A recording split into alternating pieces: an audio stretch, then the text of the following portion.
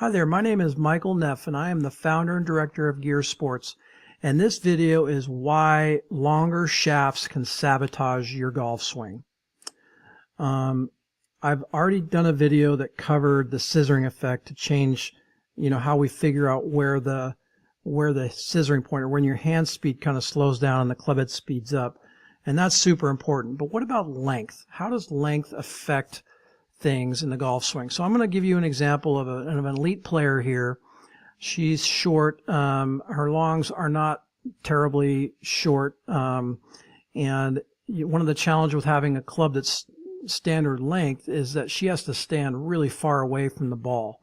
And generally speaking, when we stand too far away from the ball, I almost always see this thing called thrust, or what you're looking at here is the center of the pelvis is going to move toward the ball.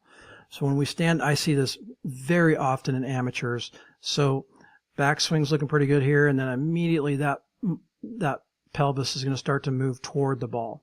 In fact, she has moved toward the ball 3.5 inches. The average PGA Tour player has 0 thrust, and this player has 3.5. Now she also hits the middle of the club face quite often. Occasionally hits heel, that's her miss shot. But she's moving toward the ball a lot. The problem with that is it creates this crash look here where the legs have to straighten out to create space. The body has a hard time rotating and it ends up tilting the upper body too far back, as you can see here. So when we get too much tilt and thrust, that really kills rotational efficiency. So that's one of the challenges with the club being too long for us. Now, if we cut it too short, we're going to lose some distance. So if you get about a mile per hour of club head speed for every inch or every 3/4 of an inch. So if I were to cut this player's club down 2 inches, we would lose a couple of miles per hour. But I could then take some of this thrust out.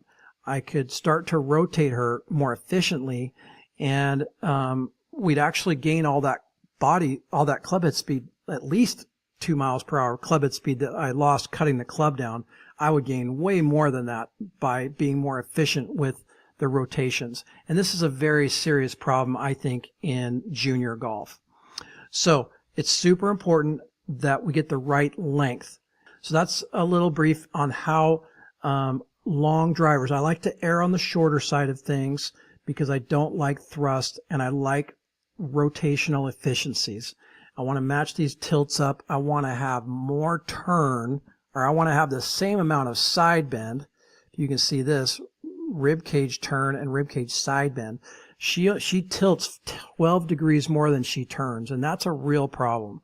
So that's why we need to see the body and the club at the same time, which Gears is the best in the world at getting research grade data on the body and the club and where the ball touches the face. So if you'd like to know how long of a golf club you should have, getting on Gears is step 1 to figuring that out. Hope you enjoyed this.